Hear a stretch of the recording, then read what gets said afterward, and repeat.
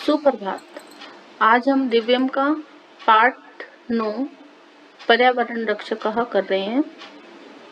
कक्षा अष्टमी का 9वां पाठः पर्यावरण रक्षकः।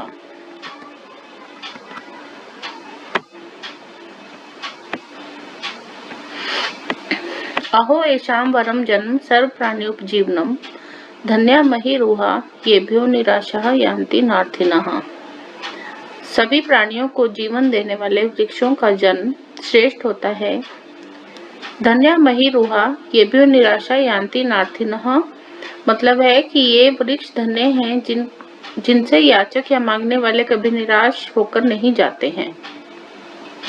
मनीषः मनीष अय प्रत्यूष अरे प्रत्यूष कम एतत् पद्यम किमर्थम गायसी तुम यह श्लोक क्यों गा रहे हो। प्रत्यूषः प्रत्यूष मनीष हे मनीष अद्य अहम अति प्रसन्नो अस्मि यतः अहम पादपम आरोप्य आगच्छामि। मैं आज बहुत खुश हूँ क्योंकि मैं एक पौधा लगाकर आ रहा हूँ। किम ना जानासि अद्य पर्यावरण दिवसः अस्ति क्या नहीं जानते हो कि आज पर्यावरण दिवस है। मनीषः मनीष अरे मया कथम विस्मृतम मैं कैसे भूल गया। अद्य तो जून मासस्य पंचमी तारीखा अस्ति आज तो जून महीने की 5 तारीख है। प्रत्यूषः प्रत्यूष त्वं किम अद्य तु सर्वै जनै वृक्षः विस्मृतः तुम क्या आज तो सभी लोग पेड़ों को भूल गए हैं। जीवनस्य आधारान् एतान् वृक्षान् नरः निज स्वार्थहेतुः कृन्तन्ति जीवन के आधार इन पेड़ों को मनुष्य अपने स्वार्थ के लिए कृन्तन्ति मतलब काटते हैं। मानवै सुखानि भोक्तुम् असंख्यानि साधनानि आविष्कृतानि मनुष्यों ने सुखों का उपभोग करने के लिए यानी कि उनको भोगने के लिए असंख्य साधनों का आविष्कार किया। अस्मात् कारणात् ते प्रकृतेः पर्यावरणस्य च द्वयोः एव अवहेलनां कुर्वन्ति इस कारण से वे प्रकृति और पर्यावरण दोनों के विपरीत जाते हैं या उनके उपेक्षा करते हैं। मनीषः मनीष त्वं सत्यं वदसि तुम सच बोल रहे हो। वृक्षः परोपकाराय एव फलन्ति पेड़ दूसरों के भले के लिए ही फलते फूलते हैं। ते सर्वदा स्वयं आतपे स्थित्वा असंभयं छायां यच्छन्ति वे हमेशा स्वयं धूप में रहकर हम सभी को छाया देते हैं। प्रत्यूष न केवलं छायाम अपितु पुष्पाणि फलानि काष्ठानि औषधानि गंधम चापि न जाने अन्य किम किम कह रहे हैं कि ना केवल छाया बल्कि फूल फल लकड़ी दवाई सुगंध और न जाने क्या क्या देते हैं।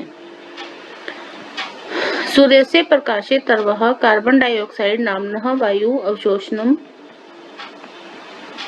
कुर्वन्ति अपि च ते ओजोनं प्राणवायुं प्रदाय पर्यावरणं शुद्धं स्वस्थं च कृत्वा संतुलितं कुर्वन्ति।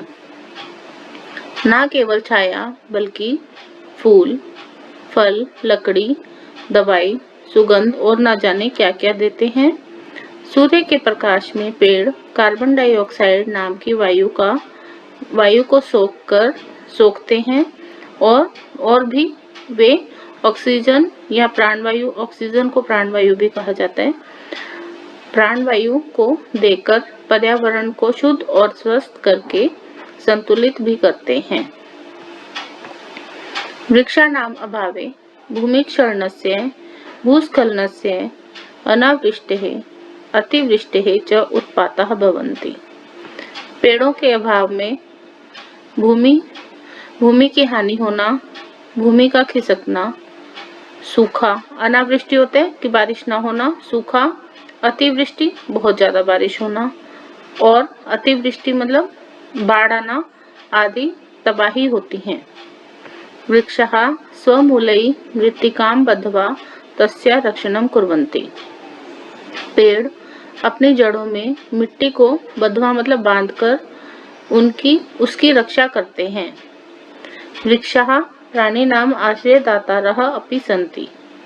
पेड़ प्राणियों को आश्रय देने वाले भी होते हैं, प्राणियों का सहारा देते हैं। तरूणां शाखासु विविधः खगः वानरः मूलेषु सर्पः पिपीलिकः पत्रेषु कीटः पुष्पेषु भ्रमरः च वसन्ति। पेड़ों की शाखाओं पर अलग अलग प्रकार के खगः मतलब पक्षी, बंदर, जड़ों में सांप, चींटियां, पत्तों पर कीड़े और फूलों पर भंवरे रहते हैं। मनीषः मनीष, प्रत्यूष हे प्रत्यूष, किम त्वं जानासि क्या तुम जानते हो, वृक्षच्छेदनम् अपराधः अस्ति कि पेड़ों को काटना अपराध है।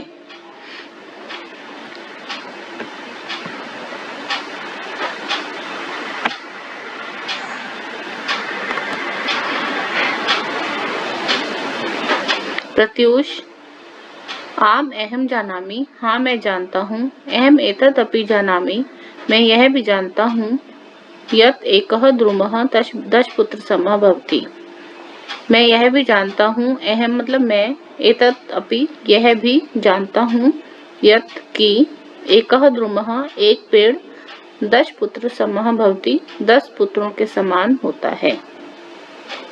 अतः प्रत्येक वर्षे जुलाई मासे एकम पादपम अवश्यम रोपणीयम, इसलिए प्रत्येक वर्ष की जुलाई मास में एक पौधा अवश्य बोना चाहिए। जुलाई मास में क्यों बोना चाहिए? क्योंकि उस टाइम बारिश होती है और पौधा बहुत फलता फूलता है।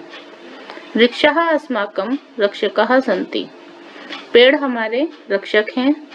तेषां रक्षणे एव अस्माकं रक्षणम् अस्ति, उनकी रक्षा में ही हमारी रक्षा है। अतः वृक्षः रोपणीयः रक्षणीयः च, इसलिए पेड़ों को बोना चाहिए और उनकी रक्षा करनी चाहिए। नमो नमः वृक्ष देवताभ्यः, वृक्ष देवता को नमस्कार है। ये आपका पाठ पूरा हुआ। धन्यवाद।